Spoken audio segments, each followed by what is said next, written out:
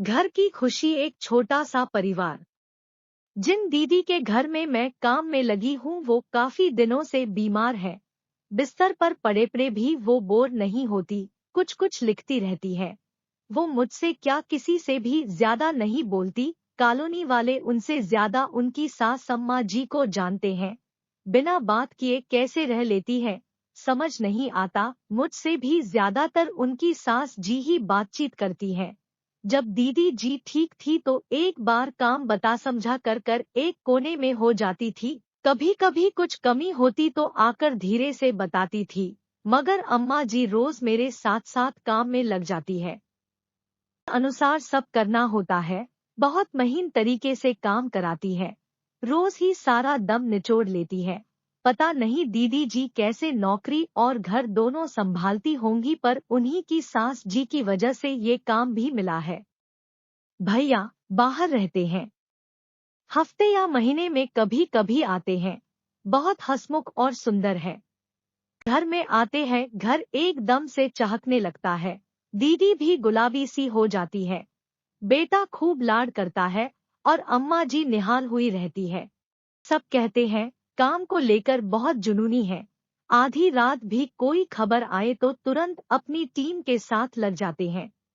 बड़े दिनों से बिस्तर पर है, कुछ तकलीफ है उनको चलने फिरने में, इसलिए उनकी की बीमारी पर मुझे कह के गए हैं ध्यान रखना इनका। अपने लिए बहुत लापरवाह है मैडम जी। उनका जो बेटा है थोड़ा संकोची है, पर आजकल दादी जी साथ रहकर कुछ खुल गया है। कभी कभी दादी जी से उलझ पड़ता है। दादी धार्मिक, अनुशासन प्रिय और सफाई पसंद है और उसे बार बार समझाती रहती है। चिढ़ जाता है क्योंकि इकलौता लाड दुलार से पला है, मगर दीदी की वजह से कुछ कहता नहीं। दीदी ने उसे यही सिखाया है कि हमारे अपने बड़े कभी गलत नहीं होते। उनका तरीका अखर सकता है मगर उनकी बात में भलाई ही होती है। पर बच्चे तो बच्चे होते हैं। इतने दिनों स्कूल में छुट्टियां पड़ गई, दीदी बिस्तर पर ही थी। उस दिन दादी और पोते में झड़प हो गई। दादी जी उसे कॉलोनी के बच्चों के साथ खेलने नहीं दे रही थी। बच्चे बार बार खाली प्लॉट में जा खेल रहे थे जहां थोड़ा कचरा बिखरा था। दादी जी ने उसे और सब बच्चों को डांट कर भगा दिया। बच्चों को ये नागवार गुजरा और दीदी के बेटे को भर दिया तेरी दादी का रोज का है। उनको क्या, हम जहां भी खेले और तू मत आया कर हमारे साथ खेलने, बेकार हमारी बेइज्जती होती है। दादी जी ने उसे बालकनी से उन बच्चों के साथ खड़े हो बात करते देखा तो उसे फिर लताड़ा और घर बुलाया। उस दिन दादी पोते के बीच झड़प होनी पक्की थी। दीदी अपने कमरे में थी। दादी जी ने कमरे के बाहर से कहा ये सब माँ की ढील का नतीजा है। कहना नहीं मानता किसी का, बड़ों की बात का कोई मान नहीं है, कोई संस्कार नहीं सिखाया, बस नौकरी की मस्ती में रहे सब। दीदी शांत पड़ी रही। बेटा दंदनाता आया और आते ही हाथ पैर धोने बाथरूम में घुस गया और जोर से दरवाजा बंद किया। दादी जी और गुस्से में आ गई। गुस्सा दिखा रहा है हमको, तुम देख रही हो न कैसे पटका है दरवाजा। दीदी कुछ बोली नहीं। दादी जी का गुस्सा सातवें आसमां पर था। हाँ तुम दो बढ़ावा, हमको क्या, 4 दिन और रहेंगे जिंदा, तुम ही झेलोगी। पोता बाहर निकल आया और माँ के पास जाकर बोला, माँ दादी जी को बोलो थोड़ा कम बोला करे, सारा दिन मेरे पीछे पड़ी रहती है। मेरे दोस्त भी अब मुझसे कटने लगे हैं। ओके, पर ऐसे दरवाजा पटकना बहुत गलत है यार। माँ, दीदी ने सख्ती से कहा तो दादी का पोता कसम सा गया। जाओ तुम आंटी जी से दूध बनवा कर पी लो पहले। नहीं आंटी जी से नहीं, दादी जी से कहता हूँ, वो मेरे मन मुताबिक बनाती है। लेकिन लेकिन क्या, वो नाराज है। क्यों?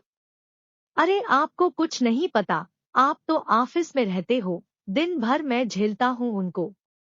पोते की आवाज में कड़वाहट आ गई थी। मैंने सब्जी काटते हुए बाहर से देखा। दीदी ने बेटे का हाथ थाम लिया था। उसका चेहरा रुआसा हो गया। झेलना, मैं जब टोकती हूँ तो क्या तुम मेरे लिए भी ऐसा ही सोचते हो? सॉरी माँ, पर आप तो समझाते भी हो न, पर दादी जी तो नॉन स्टॉप किसी के भी सामने शुरू हो जाती है। मेरी भी तो कोई इज्जत है। तुम सुनोगे, अमल करोगे तो वो क्यों बोलेंगी? हाँ, आप भी उनका ही साइड लो। मैं साइड नहीं ले रही, तुम्हें रास्ता बता रही हूँ। कैसा रास्ता? पहले जाओ, दादी जी को सॉरी बोलो। नहीं, मैं नहीं बोलूंगा। गलती उनकी है कि मेरी गलती किसकी है, ये निकालना ज्यादा जरूरी है या दादी जी? दीदी ने थोड़ा सख्त होते कहा, फिर नरमाई से बोली, बेटा, दादा दादी किस्मत वालों को मिलते हैं। दादी जी हम सब में सबसे ज्यादा प्यार तुमसे करती है, फिक्र करती है। झूठ आप बना रहे हो भोला। आओ दूध पी लो, अम्मा जी ने पोते के लिए दूध तैयार कर दिया था। दीदी ने दादी के भोले को मुस्कुराहट के साथ देखा। देखा दादी जी का प्यार। अच्छा ठीक है, कहता हूँ सॉरी, पर आप बोल देना दोस्तों के सामने कुछ नहीं कहेंगी। यार, दोस्तों को समझा दो, भोलेनाथ की गंदगी में खेलेंगे तो जो देखेगा डांटेगा। मेरी दादी जी ने पहले देखा तो टोका, बस। ओके ओके ठीक है भोला। ओ भोला, नाराज हो डॉट। दूध नहीं पियोगे? दादी जी ने फिर आवाज लगाई। आया दादी जी। कुछ देर बाद दादी पोता साथ बैठकर भैया से वीडियो कॉल पर थे। दीदी अपने कमरे में बिस्तर पर थी। मैंने उनको हॉट वाटर बोतल दी, उन्होंने अपनी कमर पर रख ली। दादी और पोता अब भी दीदी की शिकायत में लगे थे। हमारी हर बात पर चुप लगा जाती है, कुछ बोलती नहीं। पापा पापा माँ बस मुझे समझाती रहती है, दादी को कुछ नहीं कहती। काहे कहेगी हमको? तुम्हारी तरह नहीं है जो बहस करे बड़ों के सामने। अरे, मैंने कब बहस की? देखा पापा, देखा। दूसरी तरफ भैया लगातार हंसे जा रहे थे। तू भी उसी की तरह है, हर बात को हंसी में उड़ा देता है। मैं दीदी की कमर पर मालिश कर रही थी। दीदी के कमरे में सब साफ सुनाई दे रहा था। मैंने देखा दीदी सुनकर मुस्करा रही थी।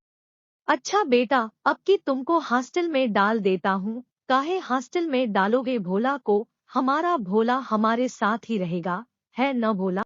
पापा मैं नहीं जाऊंगा, मैं दादी जी और माँ के साथ ठीक हूँ। सोच लो दोनों, शिकायत तुम दोनों को है एक दूसरे से। वो तो हमारा चलता रहता है न दादी जी? हाँ हाँ, तुम अपने काम पर ध्यान दो। ओके भोलेनाथ की दादी जी, आपकी वो चुप्पी मैडम कहाँ है? बात करा दो, अभी अपने काम में ध्यान दो। लोग शिकायत करेंगे कि ऑफिस हावर में लंबा लंबा बतियाता है। रात को कमरे में पहुंचकर ढेर बतियाता लेना। अभी क्या बात करोगे? रखो। ओके, प्रणाम। खुश रहो। मुझे ये ठीक नहीं लगा। अम्मा जी भी न, मैंने जैसे कहा दीदी ने टोक दिया। क्या अम्मा जी? कितने दिन हुए तुम्हें उन्हें जानते? दीदी हम तो जो सुन देख रहे, कह रहे ठीक है, पर तुम्हारी नजर में जो है वो तुम्हारी सोच से गलत होगा। लेकिन मुझे ध्यान रहता है कि वो इस परिवार की मुखिया है, हमेशा भला सोचेगी। आगे से इस घर में कुछ भी कहने से पहले सोचना, बेटू सुनेगा तो उस पर असर पड़ेगा। दीदी की बात में डांट भी थी और चिंता भी। मेरा मुंह बनता देख वो बोली, बुरा मान गई क्या? नहीं दीदी, तुम खुद को दादी जी की जगह रख कर देखो, खुद समझ जाओगी। आपको सच में कुछ बुरा नहीं लगता? आपको बाबू को दिन भर कितना कहती रहती है। दीदी शांत ही बोली, तुमको समझ नहीं आई ना बात? समझना क्या है दीदी, हमसे तो ऐसा बर्दाश्त नहीं होगा।